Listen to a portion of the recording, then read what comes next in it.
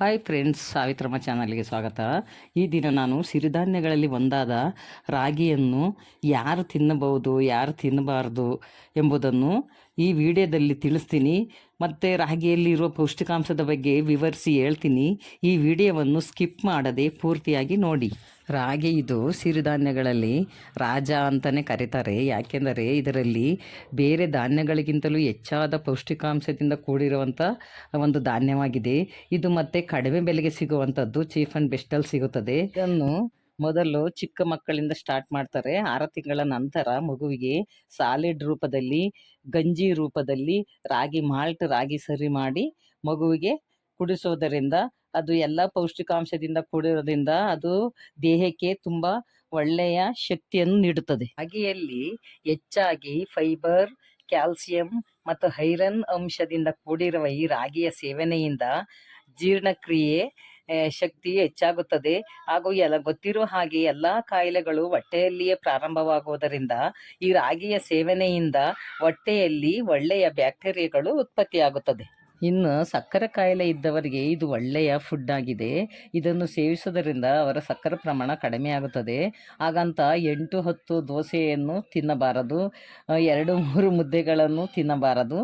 ಬದಲಾಗಿ ಸ್ವಲ್ಪ ಪ್ರಮಾಣದಲ್ಲಿ ಇದರಲ್ಲಿ 1% ಫ್ಯಾಟ್ ಇರುವುದರಿಂದ ಇದನ್ನು ಲಿಮಿಟೇಷನಲ್ಲಿ ತೆಗೆದುಕೊಳ್ಳಬೇಕಾಗುತ್ತದೆ. 2-3 ದೋಸೆ, ಒಂದು ಚಿಕ್ಕ ಮುದ್ದೆ ತಿನ್ನುವುದರಿಂದ, ಇದರ ಜೊತೆಗೆ ತರಕಾರಿಯನ್ನು ಹೆಚ್ಚು ಸೇವಿಸುವುದರಿಂದ ಇದು ಆರೋಗ್ಯಕ್ಕೆ ಒಳ್ಳೆಯದು. ರಾಗಿಯನ್ನು ದೇವರು ಕೊಟ್ಟ ಅದ್ಭುತ ಆಹಾರ ಅಂತಲೇ ಹೇಳ್ಬೋದು.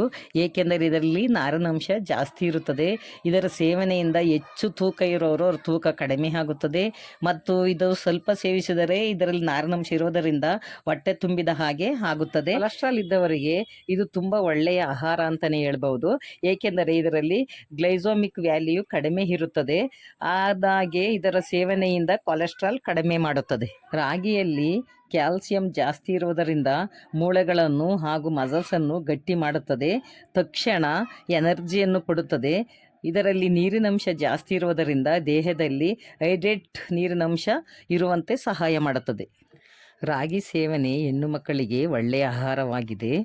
ಐರನ್ ಡಿಫಿಷಿಯನ್ಸಿ, ಮೆನ್ಸ್ಟ್ರಲ್ ಸಮಸ್ಯೆ ಹಾಗೂ ಮೆನಪಾಸ್ ಸಮಯದಲ್ಲಿ ಇರಿಟೇಷನ್ನು, ಮೂಡ್ ಸ್ವಿಂಗ್ಸ್ ಇಂಥ ಸಮಯದಲ್ಲಿ ಈ ರಾಗಿಯ ಸೇವನೆಯಿಂದ ಅವರ ದೇಹಕ್ಕೆ ತಂಪಾಗಿರೋದರ ಜೊತೆಗೆ ಆರೋಗ್ಯವು ಸರಿಪಡಿಸುತ್ತದೆ.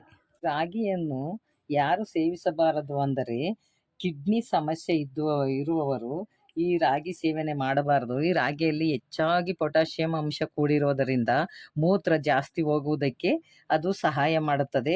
ಅದರಿಂದ ಕಿಡ್ನಿ ಸಮಸ್ಯೆ ಇರುವವರು ಈ ಒಂದು ರಾಗಿಯನ್ನು ಸೇವಿಸಬಾರದು.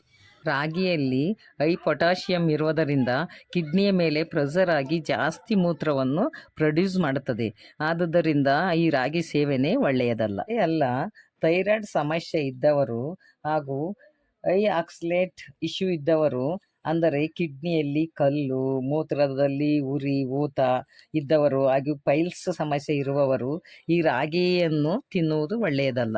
ರಾಗಿ ತಿಂದವರಿಗೆ ರೋಗ ಇಲ್ಲ ಎಂದು ಹಿರಿಯರ ವಾಡಿಕೆಯ ಮಾತಾಗಿದೆ.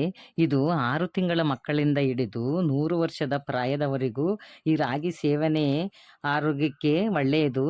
ಆದರೆ ಹಿತಮಿತವಾಗಿ ಇದನ್ನು ಉಪಯೋಗಿಸಿ ಮತ್ತು ಆರೋಗ್ಯವನ್ನು ಕಾಪಾಡಿಕೊಳ್ಳಿ. ಇವತ್ತು ನಾವು ಹೇಳಿರುವಂತಹ ವಿಡಿಯೋದಲ್ಲಿ ನೋಡಿರೋ ಹಾಗೆ ರಾಗಿಯನ್ನು ಎಷ್ಟು ಬಳಸಬೇಕು, ಎಷ್ಟು ಬಳಸಬಾರ್ದು ಅಂತಲೂ ಕೂಡ ನಾವು ಹೇಳಿದ್ದೀವಿ. ಅತಿಯಾದರೆ ಅಮೃತನೂ ವಿಷ ಅನ್ನೋ ರೀತಿಯಾಗಿ ಯಾವುದನ್ನೇ ಆದರೂ ಕೂಡ ನಮಗೆ ಎಷ್ಟು ಬೇಕೋ ಅಗತ್ಯಕ್ಕೆ ತಕ್ಕಂತೆ ಆ ರೀತಿ ನಾವು ತೊಗೊಳ್ಬೇಕಾಗುತ್ತದೆ. ಇದೇ ರೀತಿ ಹೆಚ್ಚಿನ ಮಾಹಿತಿ ಇರುವಂಥ ವಿಡಿಯೋಗಳಿಗೋಸ್ಕರ ಸಾವಿತ್ರಮ್ಮ